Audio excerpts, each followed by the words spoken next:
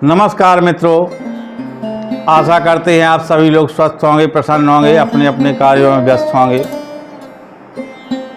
जैसा कि मेरे सभी पुराने मित्र जानते हैं कि मैं इस समय आपको आलखंड की कहानियाँ सुना रहा हूँ और पिछली स्टोरी में आपको बताया था कि किस प्रकार से इंद्र का हरण हो जाता है और आला के द्वारा प्राणदंड दिया जाता है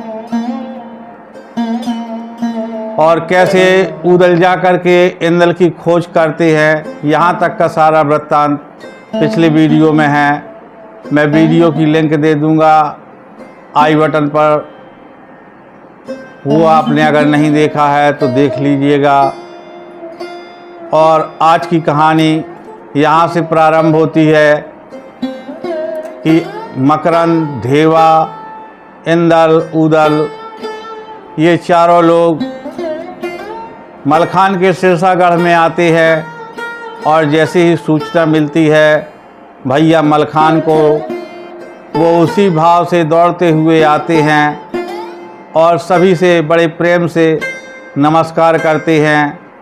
एक दूसरे को अभिवादन के बाद इंद्र को गले से लगा लेते हैं, उदल को गले से लगाते हैं। तब ढेवा कहता है, भैया वक्त पड़े की सब बातें होती हैं। एक वो दिन था जब आपने अपना फाटक बंद कर लिया था और एक दिन आज ये है। तब मलखान कहते हैं, भैया बड़ा भाई पिता के समतुल्य होता है, इसलिए उसमें मेरी कोई गलती नहीं थी।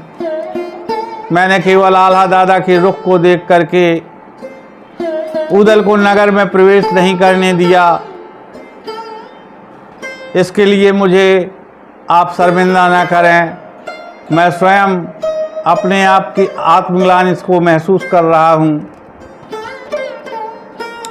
तब उदल कहते हैं, ठीक है भैया, समय परिस्थितियाँ सब निकल जाती हैं, बातें ही कहने को रह जाती हैं। आज इंद्र आ चुके हैं, आप जाकर के आल्हा दादा को सौंप दें। और मैंने बलक बुखारी की राजकुमारी चित्ररेखा से वचन दिया है कि मैं तुम्हारी शादी इंद्र के साथ करवाऊंगा, तो आप 1 मास के भीतर बलक बुखारे पहुंचकर इंद्र का विवाह कर दें। तब मलखान कहते हैं, भैया मैं विवाह कर दूं, आप कहाँ जा रहे हैं? तब उदल कहता है, भाई मैं अब जो है महोबा नहीं जाऊंगा, मैं नरवरगढ़ जा रहा हूँ। तो मलखान कहते हैं, नहीं, तुम मेरे कहने से चलो, और भूलवश आल्हा के द्वारा ऐसा हुआ है और अब अपने क्रोध को भूल जाओ, क्षमा करो सभी को।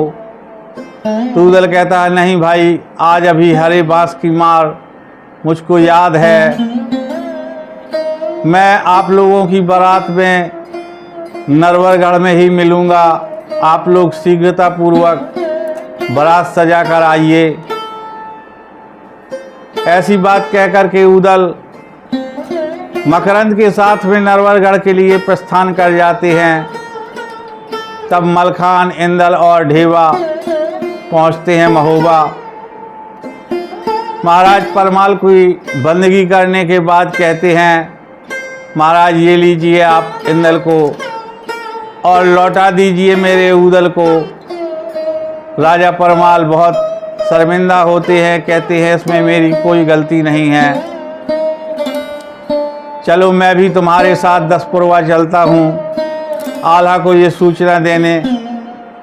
इस प्रकार से सभी लोग 10 पुरवा पहुँचते हैं।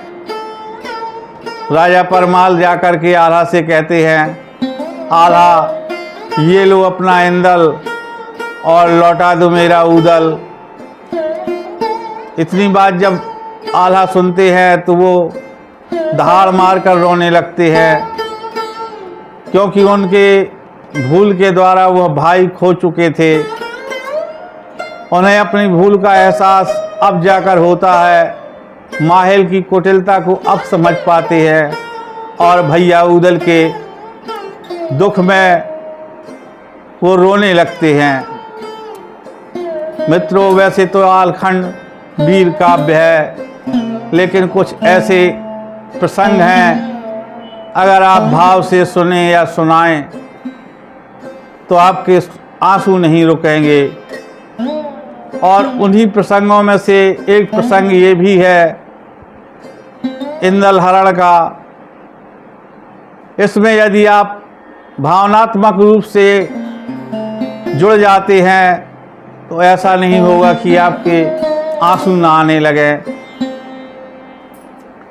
जरा कल्पना कीजिए कि अपने पुत्र के पीछे जिसने अपना भाई मार डाला हो तो उसके दिल पर इस समय कैसी गुजरेगी कि मैंने ये क्या किया। और आल्हा बहुत पश्चाताप करते हैं और उसी भावावेश में अपनी कटार निकाल करके आत्महत्या करने की ठान लेते हैं। तब मलखान उनका हाथ पकड़ लेते हैं कि दादा, एक गलती तो आपने की है, लेकिन अब दूसरी मत करें। तब आल्हा कहते हैं कि मेरा जीना व्यर्थ है, भाई के बिना मैंने बहुत बड़ी भूल कर दी है। तब मलखान कहते हैं आप चिंता न करें, उदल आज भी सुरक्षित है, लेकिन आपने एक क्षणिक निर्णय के द्वारा बहुत बड़ी हानि कर डाली थी। इतना सुनकर के आल्हा को काफ़ी धैर्य हो जाता है। वो मलखान से कहते हैं भाई, मुझे भाई के पास पहुंचाओ, कहाँ है मेरा उदल। और फिर बिलख पड़ते हैं।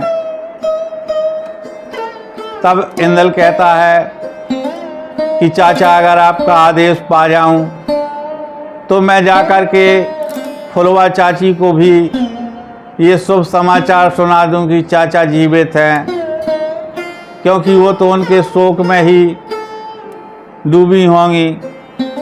तब मलखान आज्ञा देते हैं। उदल की खबर लेकर के इंदल जाते हैं महलों में। सबसे पहले पहुंचते हैं रानी सुनमा के महल में।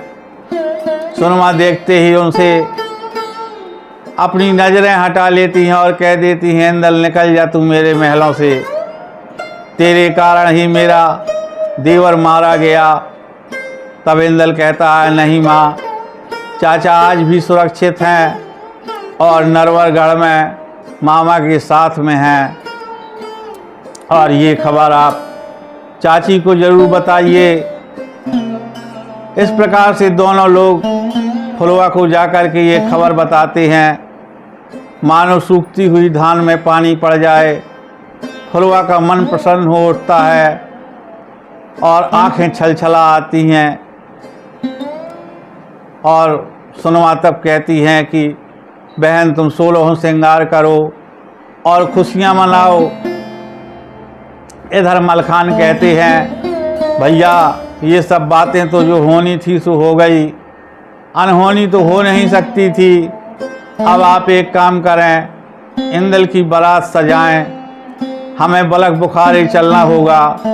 तब आल्हा कहते हैं, मेरी मति खराब हो चुकी है, मैं कोई निर्णय नहीं कर पा रहा हूँ मलखान, अब जो तुम्हें उचित लगे वही करो। और आल्हा अपने एकांत में फिर बैठ जाते हैं।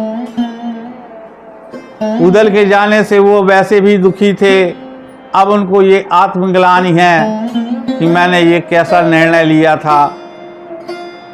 आल्हा अभी उस दुख से उबर नहीं पा रहे, परंतु मलखान सारे राजाओं को पत्र लिखते हैं।